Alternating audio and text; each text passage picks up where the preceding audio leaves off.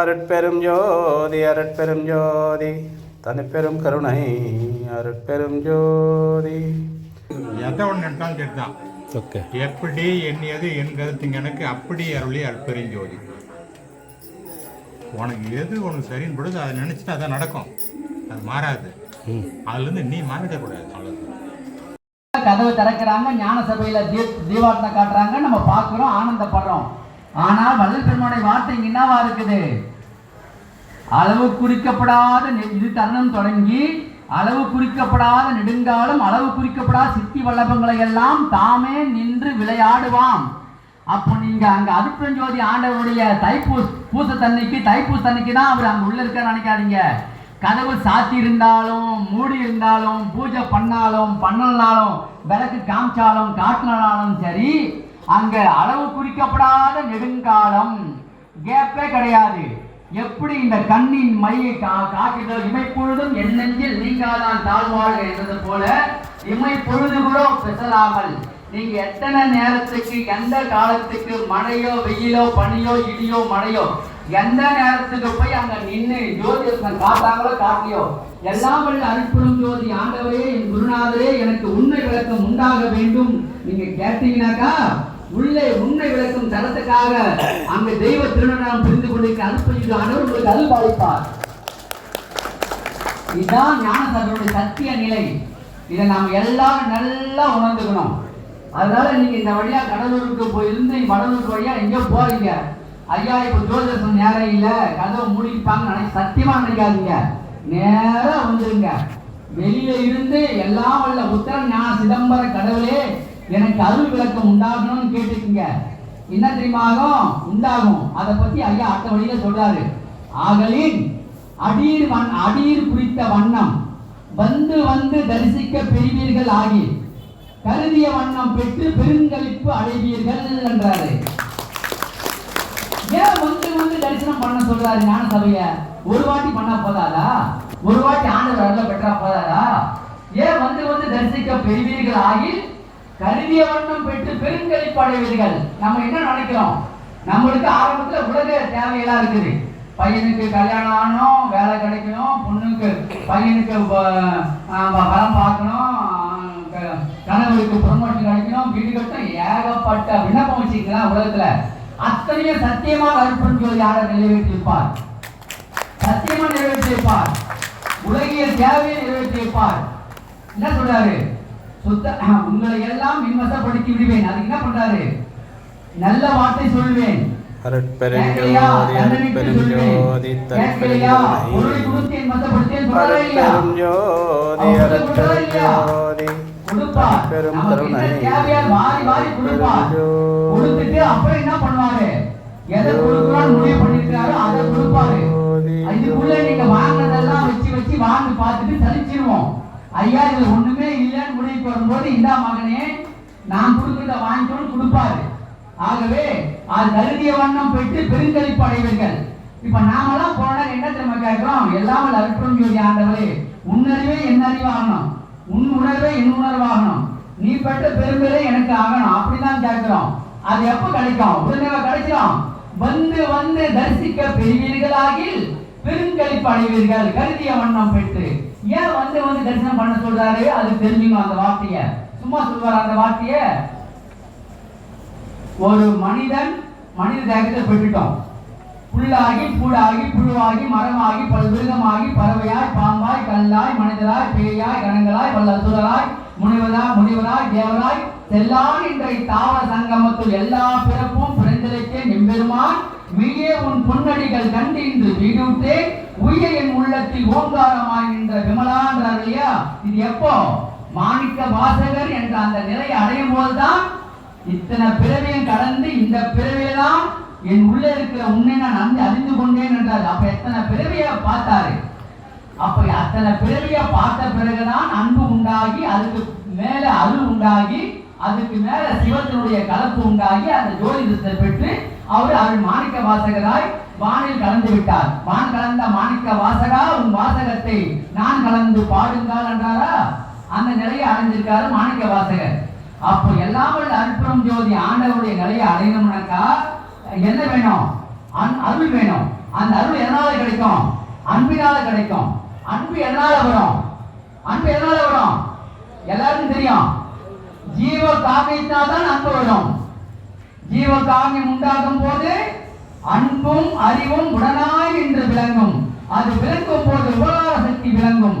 அந்த உபகார சக்தியால் எல்லா நன்மையும், எந்த நன்மை? உலகில் நீங்க நினைக்கிற நன்மையிலிருந்து அருளியல்ல பேர்ப்பு சித்தி பெருவாழ்வழி எல்லா நன்மையும் உண்டாகும். எதனால? அருளினால். அந்த அருளுக்கு அன்பு வேணும், அன்புக்கு ஜீவகாமியம் வேணும். அந்த ஜீவகாந்தியை பத்தி இந்த உலகத்துல அன்னதானம் என்ற நிலையோடு நின்று போச்சு.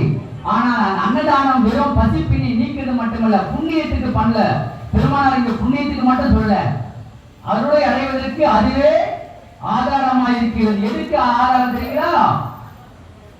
ஒரு மாணிக்க வாசகர் அன்பின் உருவாய் நின்ற அன்பின் வடிவாய் ஆன பிறகுதான் அருளை அடைந்தாரு. அந்த அன்பு என்ற அந்த நிலையை அடைகிறதுக்கு, அன்பு உணர்ச்சி பெறதுக்கு பல ஜென்மங்கள் அடையணும், பல ஜென்மங்கள் எடுக்கணும். ஒரு மனுஷன் முதல் பிறவி எடுக்கலாம் வச்சுங்க, எல்லா பிறவி ஒரு பிறவி 2 3 4 5 6 5 பிறவி, 5 விலங்கின 5 அறிவு, 5 அறிவு முடிஞ்சு 6வது அறிவுக்கு, மனுஷ அறிவுக்கு ஒரு அறிவு வருதுன்னு வச்சுங்க. இப்போ போன ஜென்மத்துல புலியா சிங்கமா பிறந்த ஒரு ஆன்மா அதோட அது முடிஞ்சு போச்சு. அதோட பசுமாடா பிறக்கும். பசுமாடு பிறந்ததுக்கு அப்புறம் அது மனுஷ பிறவிதான். சரிங்களா? அந்த பசுமாடா பிறந்து அடுத்தது மனுஷ பிறவியா வந்து உட்கார்ந்து வச்சுங்க. எடுத்த உடனே கடவுளை பத்தி சிந்தனை எல்லாம் அதுக்கு தெரியாது. கடவுளை பத்தி பேசாது. கடவுளை பத்தி கோயிலுக்கெல்லாம் போகாது. அது நாத்திகம் பேசிங்கன்னா சுத்திட்டு இருக்கும். சரிங்களா? கடவுளை நம்பாது, கோயிலுக்கு போகாது. ஏனென்றால் பிறந்த பிறவி அத்தனை பிறவியும் எதுல இருந்து புல்லாகி மிருகம் வரையும் பறந்துச்சு. முதல் பிறவி மனுஷ பிறவியில உட்காரும் போது தெய்வத்தை பற்றி சிந்தனையோ எதுவுமே இருக்காது. ஏன்னா அது இருளில் வாழ்ந்தது, அறிவிலக்கம் இல்லாமல் இருந்திருக்குது. இந்த மனித பிறவியில பல பிறவி எடுத்து எடுத்து எடுத்து எடுத்து அறிவு கிஞ்சித்து விளங்கும் என்றார் வள்ளலார். ஐயா, நான் இந்த பிறவில இருக்கிறேன், அடுத்த பிறவி எனக்கு உண்டான்னு கேட்கறது. ஆமா உண்டு. அடுத்த பிறவில நான் என்னவா இருப்பேன்னு கேட்கிறாரு ஒருத்தர். அது சொல்றாரு, அடுத்த பிறவியில உங்களுடைய அறிவு கிஞ்சித்து விளங்கும் என்றாரு. கிஞ்சித்துனா கொஞ்சம் தான். அப்ப ஒவ்வொரு பிறவிக்கு அறிவு கொஞ்சம் கொஞ்சம் கொஞ்சம் வளர்ந்து வளர்ந்து எத்தனை பிறவியில அன்பு கிடைக்கிறது. அந்த அன்பை பெற்றுக்கொண்டு அந்த அன்பு அருளாம் மலரணும். அதுக்கு எத்தனை பிறவி? இப்படியெல்லாம் பிறவி பெற்று பெற்று வீண் போறோம் இல்லையா? அந்த பிறவினுடைய அந்த அழுக்கு, அந்த பிறவினுடைய எண்ணிக்கையை குறைக்கிறதுக்கு தான் வள்ளல் பெருமானாரு வந்து வந்து தரிசிக்க பிரிவீர்கள் ஆகில் கருதிய வண்ணம் பெற்று பெருங்கழிப்படைவீர்கள். நீங்க ஒரு முறை ஞான சபையை தரிசனம் பண்றீங்கன்னாக்கா, இன்னைக்கு நான் போய் நிக்கிறேன் 0 பாயிண்ட் இருக்கிறேன் என்று அறிவுன்னு வச்சுக்கங்க. முதல் பேஜ் 0 பாயிண்ட். அருட்பெருஞ்சோதி ஆண்டவரை தரிசனம் பண்ணிட்டு வந்த உடனே போயிடுவேன். போயிட்டு அடுத்த முறை வரம் பாருங்க, அதுக்குள்ள என்னுடைய சதவீதம் 0ல இருந்து 10 ஏறிட்டு இருக்கும். அடுத்த மாசம் வர வச்சுங்க 10ல இருந்து 20 ஏறிட்டு இருக்கும். இப்படி எத்தனை முறை நீங்க வந்து வந்து போறீங்களோ உங்க அறிவு, ஒரு பிறவியில வர வேண்டிய அறிவு ஒரு தரிசனத்துல ஞான சபையில கிடைக்க சத்தியங்க. இது அதுக்குதான் அந்த வார்த்தை பயன்படுத்தாரு. அந்த வார்த்தை சொல்ல வேண்டிய அவசியமே இல்லை. அவரு வந்து வந்து தரிசிக்க பெறுவீர்களாகில் கருதிய வண்ணம் பெற்று. நம்முடைய யாரு கருதிய வண்ணம்? நாம ஆயத்துக்கு கருதுவோம். வள்ளல் பெருமாள் கருதுறாரு இல்லையா? இந்த உலக உயிர்கள் எல்லாம் பேரின்ப சித்தி பெருவாழ்வை பெற்று ஆனந்த வாழ்வை வாழைனா அவரை நினைக்கிறார் இல்லையா? நினைச்சுதானே அந்த ஞான சபை உருவாக்க காரணமா இருந்தாரு. கருதிய வண்ணம் பெற்று, நான் கருதிய வண்ணம் பெற்றும் நீங்க பெருந்தளிப்பு அடைவீர்கள். அதுக்கு அந்த அர்த்தமும் உண்டு.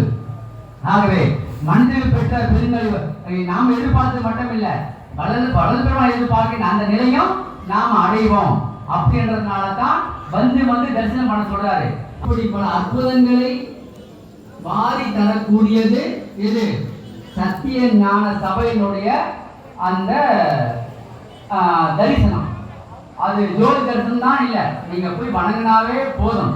அதுக்குதான் அதுக்கு பேரு உத்தர ஞான சிதம்பரம். உத்தரம் என்றால் என்னது? அதாவது சொல்லுவாங்க இல்லையா, எனக்கு உறுதி கொடுப்பீங்களான்னு சொல்லுவாங்க இல்லையா, உத்தரம் கொடுப்பீங்களான்னு. உத்தர ஞான சிதம்பரம், அங்க நமக்கு தெய்வ அனுகிரகம் கடாட்சம் உண்டுன்னு என்று உறுதிப்படுத்தக்கூடிய இடம் தான் உத்தர ஞான சிதம்பரம். அந்த சிதம்பரம் பூர்ண ஞான சிதம்பரம். பூர்ண ஞான சிதம்பரம், அந்த பூர்ண ஞான சிதம்பரத்துல ஆகாயம் தான் கடவுள். ஆனால் உத்தர ஞான சிதம்பரத்துல ஆகாயத்துல விளங்குகின்ற அருட்பெருஞ்சோதி ஆண்டவர் தான் கடவுள். அந்த அருட்பெரும் ஜோதி ஆண்டவர் தான் இங்க சிதாகாசம் என்கின்ற ஞானாகாசம் சொல்றோம் இல்லையா, அதே தான் இங்க சிதாகாசம். அந்த சிதாகாசம் என்ற தரிசனம் என்பது உங்களுக்கு கண்ணை மூடி தியானம் பண்ணும்போது மேல இருக்கிற அண்டம் தான் இந்த அண்டத்துல இந்த கண்ணு நம்மளுக்கு தெரியும். இந்த வெட்ட வெளியை நம்ம உள்ள பார்க்கலாம். அந்த வெட்ட வெளிக்குள்ள பார்க்கறது பூர்ண ஞான சிதம்பரம் தரிசனம். அது அதை விட உயர்ந்தது உத்தர ஞான சிதம்பரம். உள்ள இருக்கிற அந்த ஆழ்வொளி தரிசனத்துல அருட்பெரும் ஜோதி தரிசனம் நம்மளுக்கு காரியப்படணும். அது காணும் போது அப்படி பெற்றுக்கொண்டால், அந்த தரிசனத்தை பெற்றுக்கொண்டால், அந்த தரிசனத்தை நாம் பெற்றுக்கொண்டால் நமக்கு கிடைக்க வேண்டிய நன்மை பெரும் கோடான கோடி நன்மை. அதுதான் வள்ளல் பெருமானார் அங்க அற்புதமா நமக்கு விளக்கி இருக்கிறாரு. அந்த விளக்கத்தை நாம ஒவ்வொருவரும் இன்று தொடங்கி ஒரு முறை நீங்க போய் தரிசனம் பண்றீங்கன்னாவே நம்மளுக்கு ஒரு பிறவி கடந்து போச்சுன்னு நினைச்சுக்கீங்க. ஒரு பிறவி கடந்து போச்சு. அப்படி ஒரு பிறவி இந்த பிறவிலேயே பல முறை ஞான சபை தரிசனம் பண்ணிட்டு நேரம் எங்க வருவோம், சித்தி வளாகம் வருவோம். அங்க ஞான சபை என்ன பண்ணும், நமக்கு ஞானத்தை கொடுக்கும், அருள் விளக்கத்தை கொடுக்கும். அந்த அருள் விளங்கிட்டு இங்க வந்த உடனே இந்த சித்தி வளாகம் என்பது இந்த தேகத்தை சித்தி செய்து கொடுக்கும். அறிவு விளக்கம் உண்டாயிடுச்சு. அறிவு விளக்கம் தான் என்னது, ஞான சபையை தரிசனம் பண்ணும் போது தைப்பூச தண்ணிக்கு என்ன ஆகுது, மேற்கு பக்கம் பூரணமதி, கிழக்கு பக்கம் பூரண சூரியன், ரெண்டு பக்கம் சூரியனும் சந்திரன் தெரியலாங்களா, நடுவுல ஜோதி அருட்பெரும் ஜோதியை பார்க்கணும். முச்சுடர் ஆரியார் எச்சக உயிரையும் அச்சர காத்து அருட்பெரும் ஜோதி.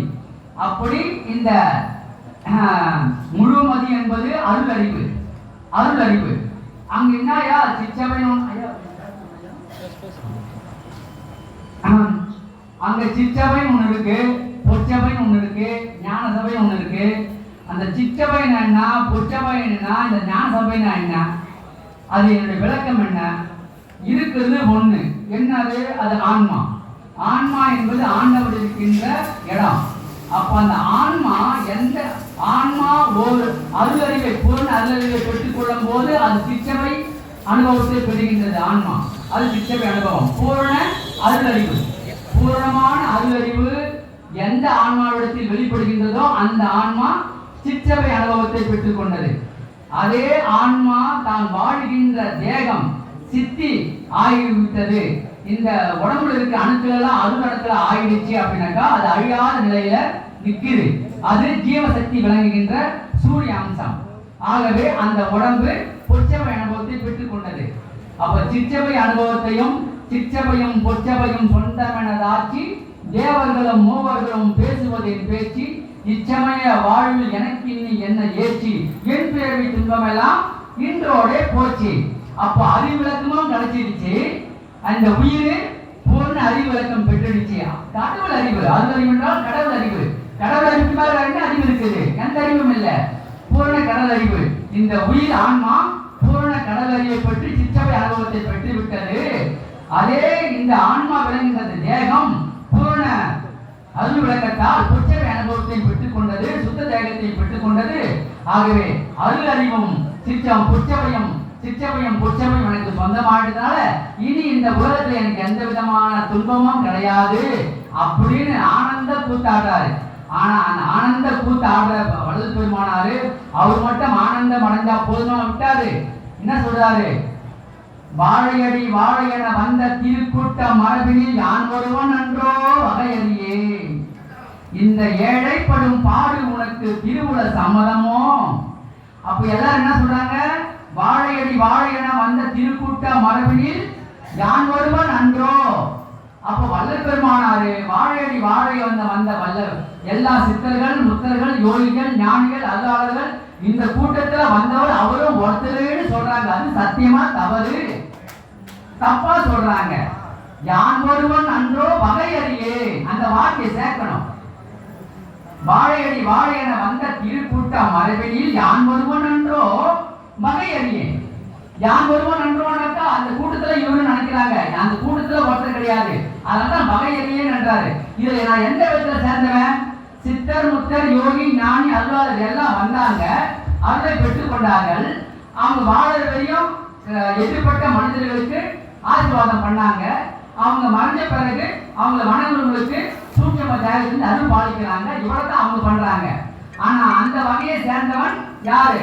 அந்த வகையை சேர்ந்தவர் வள்ளலார் கிடையாது, வகையறியே. அப்ப இந்த ஏழைப்படும் பாடு உனக்கு திருவுள சம்மதமோ? அப்ப என்ன அர்த்தம்? என்ன சொல்ல வராரு? அப்பா என்ன நீ ஏன் அமிச்ச?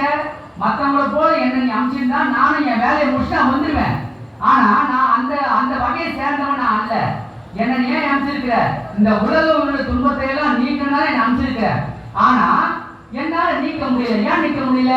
உன் அருளை எனக்கு இன்னும் நீ கொடுக்கல. உன் அருளை கொடுக்காதப்போ நான் எப்போ அவங்களுக்கு நான் எது செய்வேன்? அப்ப யாழை மணிப்பூரில் நடம் புரியும் வல்லால் எனக்கு நீ மகன, நான் உனக்கு மகனோ, நீ எனக்கு வாழ்க்கை தந்தையாலையோ, கோழை உலகு உயிர் தூய நீ சிறிதும் பொறுக்க மாட்டேன். கொடுத்தருள், நீ அருள்வழியை கொடுத்தருள் இப்பொழுதே சொல்றாரு இல்லையா? அப்ப உங்க அருள்வழியை கொடுத்தாதான் நான் இவங்களுக்கு கொடுக்க முடியும். ஏனென்றால் உங்ககிட்ட வாங்கி நான் கொடுத்துட்டு தான் நான் வந்திருக்கிறேன். அதுதான் நீ அமைச்சிருக்கிறேன். மற்றவங்கள மாதிரி நான் ஆள் இல்லைன்னு சொல்ல வராது. சரிங்களா? ஆகவே வள்ளல் பெருமானார மற்ற சித்தர்கள் முத்தலோட கம்பேர் பண்ணாதீங்க. கம்பேர் பண்ணவே கூடாது. கம்பேரிசன் பண்ணவே கூடாது. நீ யோகந்தவம் பண்ணி திரும்ப செத்தான் போகிறோம். அப்புறம் எதுக்கு யோகந்தவம் பண்ணணும் சொல்லுங்க? யோகந்தவம் பண்ண ஒரு நிலையை அடையணும். தாய்மால் சொல்றாரு, சதா நிஷ்டில் இருப்பவருக்கும் மரணம் உண்டு என்பதை மறந்திருக்கிறவன் சொன்னாரு. ஆனால் அவரே மாட்டிக்கிட்டாரு. மேல முடியல. என்ன அதனால எளிமையா ஒரு கருத்துடைய இருந்தால் அவங்க கூட விசாரணை பண்ணி ஒரு தெளிவுக்கு வரணும். இல்லை நாமளே சிந்தனை பண்ணி தெளிவடையணும். அப்போ தான் நம்ம சரியாக நிலைப்பட்டு வர முடியும். நீ எதை நினைச்சியோ அதுதான் நடக்கும். ஆனால் மாறி மாறி நினைக்கக்கூடாது. மாறி மாறி நினைக்கக்கூடாது. எதை ஒன்று நினைத்தாலும் கேட்டுதான். எப்படி எண்ணியது என் கருத்து எனக்கு அப்படி அருளி அற்பெருஞ்சோதி. உனக்கு எது உனக்கு சரின்னு பொழுது அதை நினைச்சிட்டு அதான் நடக்கும். அது மாறாது. அதுலேருந்து நீ மாறிடக்கூடாது. அவ்வளோதான். அதுலேருந்தா நாங்கள் மாறக்கூடாது. அது ஒன்று தான். நீங்கள் ரெட்டைக்குறை ஒத்த கொல்லோட ரெட்டைக்குறை ஓட முடியாது. அது ஒரு கோயிலில் தான் ஓடணும். அப்புறம் ரெட்டை ஆசை வந்துடும். இப்படி போகலாமா அப்படி போகலாமான்னு ஒரு பேதம் வந்துடும் இல்லையா? அது வரக்கூடாது. முடிவாக நினச்சிக்கிட்டு ஒன்றில் என்னக்கா அது நிச்சயம் கிடைக்கும். அதுக்கான பாடு வரைக்கும் பார்த்தீங்கன்னா நிச்சயம் அது கிடைக்கின்ற. இதுதான் தாய் அப்படின்னு சொல்கிறார். சந்ததும் வேத மொழி யாதொன்று பற்றி முடிவில் அதுதான் அந்த முற்றும் எனும் பிரமாணத்தால் உணர்க. நீங்கள் எதை தொடர்ந்து நினைத்து கொண்டிருக்கிறாங்க அதுவாக மாறிவிடுவாங்க. எல்லாரும் சொல்றது அதுதான். இங்கேயும் சொல்லப்படுறது அதுதான். யாரும் இது பண்ணுற ஃபாலோ பண்ணுறது இல்லை. கண்டினியூட்டி வேணும். கண்டினியூட்டி விடுபட்டு போகுது, வேற ஒன்றும் இல்லை. விடுபடுதான் லாக் ஆகி போகுது, அவ்வளோதான். காரணம் இதுதான். இவனுக்கு சளிப்பு வந்துடும். தொடர்ந்து படி என்னடா ஒன்றும் இல்லையே கிடைக்கும். சளிப்பரா முயற்சி பண்ண அது நடக்கும், அவ்வளோதான். முஸ்லிம் எதுக்காக காட்டப்படுது அப்படின்னாக்கா ஆன்ம பிரகாசத்தை ஜோதியாக காட்டப்படுகிறது. ஆன்மாவின் பிரகாசம் இப்படி தான் இருக்கு அப்படின்னா அதை நமக்குள்ள கண்டு கழிக்கணும். நமக்குள்ள புறமுகம் பார்க்காத அகமுகத்தை பார்க்கணும். உங்களுக்குள்ள அப்படி ஜோதி பிரகாசமா இருக்கு, ஆன்ம பிரகாசமா இருக்குன்னு நீங்க பார்க்க ஆரம்பிச்சீங்கன்னாக்கா உற்று உற்று பார்க்க ஒளி தரும் ஆக்கை. அது எது மயமா மாறினா அது மாறிடும். அதை உத்து பார்த்தீங்கன்னா அது மாதிரி அப்படியே மாறிடும். அப்படியே மாறிடும். எளிமை. இதுக்கு உடல் பக்குவம் வரணும். சத்துவ குணம் வேணும். என்ன எளிய உணவு எடுக்கணும். கடின உணவுகள் எடுக்கக்கூடாது. அப்போதான் நம்ம உடம்பு வந்து நயமாக இருக்கும். சீக்கிரமாக அந்த உடம்பு கரையிற மாதிரி உடம்பு கொண்டு வரணும். புழுக்காத வஸ்துக்களை தான் உணவாக எடுத்துக்கணும். புழுக்கிற இடத்துல உணவு எடுக்கக்கூடாது. அயச்சந்தரம், தாமரை பக்கம், ஆமாம், வெல்லம், பணம் கற்கண்டு, இது மாதிரி ஐட்டில் இருக்கு இல்லையா, தேன், இதெல்லாம் வந்து நம்ம அதிகமாக எடுத்தோம்னாக்கா புழுக்காது. உடம்ப சுருங்கிடும். ஆனால் உடம்பு வீணாக போயிடுச்சுனாக்கா உயிர் போயிடும். உடம்பால் இழையின் வீரால் அழிவர் திடம்பட மெய்ஞானம் சேரவும் மாட்டார். உடம்பை வளர்க்கும் உபாயம் அறிந்தேன், உடல் வளர்த்தேன், உயிர் வளர்த்தேனே. உடம்பினை முன்னம் இழுக்கென்றிருந்தேன், உடம்புனுக்குள்ளே உருபொருள் கண்டேன். உடம்புனுக்குள்ளே உத்தவன் குடி உடம்பனை யான் இருந்து ஓம்புகின்றேனே. சொன்னதான். நாட்டம் இரண்டும் நடுமூட்டில் வைத்ததில் வாட்டமில்லை, மனை கழிவுமில்லை, ஓட்டமில்லை, உணர்வில்லை, தானில்லை, தேட்டமில்லை, சிவனும் அவனாமி. அந்த ஒரு நினைவோட நிற்கணும், அவ்வளோதான். என்ன நீ எதுவாக மாற வேண்டும் அதுவாக நீ மாறிவிடலாம். இதுக்கு யாரும் குரு வேணாம். உன்னுடைய அறிவு தான் குரு. புறத்தில் குரு நம்பி ஏமாந்து கூடாது.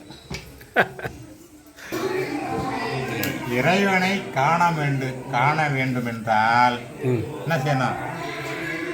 ஆகாரத்தில் இச்சு செல்லாது அழுத கண்ணீர் மாறாதுங்கிறார். அப்படி இருக்கணும். இந்த உணவு மேல எண்ணம் வரக்கூடாது. உணவு மேல எண்ணம் வரக்கூடாது. ஓகே. சாப்பாடே சாகும்பாடு தான். சாப்பாடு சாவர பாடு தான். ஆனால் அதுக்கே தான் நான் பாடுபட்டு மேடம் சாவர பாடுக்கே. ஆமாம், என்ன பண்ணுறோம்? அதான் என்ன பண்ணி மேடம். அந்த பாட்டு நமக்கு தேவையில்லை. ஆனால் சாப்பிடணும் தான். லிமிட்டாக எடுத்துக்கணும். உணவு லிமிட்டாக எடுத்துக்கிட்டு அப்போ வரையும் இந்த உடல் உணர்வெல்லாம் அற்று போகணும். சரி. இப்போது சுவாமி அவர் அவர் ஆக்காரத்தை ஜோதியமாக மாற்றிட்டாரு. அந்த மாதிரி இன்னும் யாரும் முயற்சி பண்ணலையா? பண்ண முடியலையா? பண்ணுறாங்க, முயற்சியை முழுமையடையல. பண்ணியிருக்கிறாங்க யாராவது? அந்த லெவலுக்கு ஒரு 50% வந்திருக்கிறாங்க. அதாவது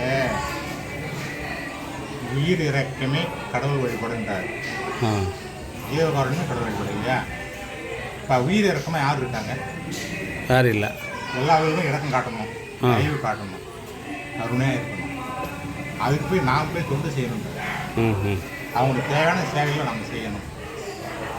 செய்தால் தான் இறையருளை பெற முடியும். எத்தனை பணம் வச்சுருந்தாலும் ஒன்றும் பண்ணாது, எதுவும் பயன்படாது. எத்தனை சுத்தங்கள் இருந்தாலும் ஒரு பயனும் கிடையாது. முற்பகல் செய்யும் பிற்பகல் விளைவு. நீ என்ன செய்தோ அந்த விளைவு பின்னாடி கிடைக்கும். அப்படியே கிடைக்கும். வேறு ஒன்றும் மாற்றங்கள் இல்லை. தர்மம் தலை காக்கும், சட்ட சமயத்தில் உயிர் காக்கும் சொல்லியிருக்காங்களே. எனக்கு தமிழே தெரியாது, நீங்கள் இப்போ தான் புரியுது எனக்கு. நான் தெலுங்கு. தர்மம் தலை காக்கும், தக்க சமயத்தில் உயிர் காக்கும். ஓஹோ. என்ன நீ செய்தியோட பின்னாடி வேலை செய்யும். அப்படியே வேலை. இது இயற்கையோட நீதி. இயற்கையாக நடக்கணும். நீ என்ன செய்தியோ அதுக்குள்ள பலன் உண்டு. ஓகே. யாரும் மாற்ற முடியாது. அவரவர் செய்த புண்ணியம் அவரவருக்கே கிடைக்கும் என்று அதை மாற்றி அமைக்கிறது இறைவன் கூட உரிமை கிடையாது. மாத்திரத்தை எந்த உரிமையும் கிடையாது. நல்லது செஞ்சனாக்கா அதை கெடுக்கிறதுக்கு இறைவனுக்கு உரிமை கிடையாது.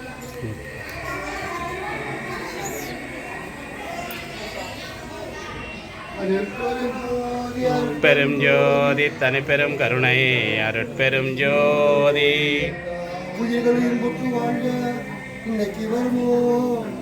நாளைக்கு வருமோ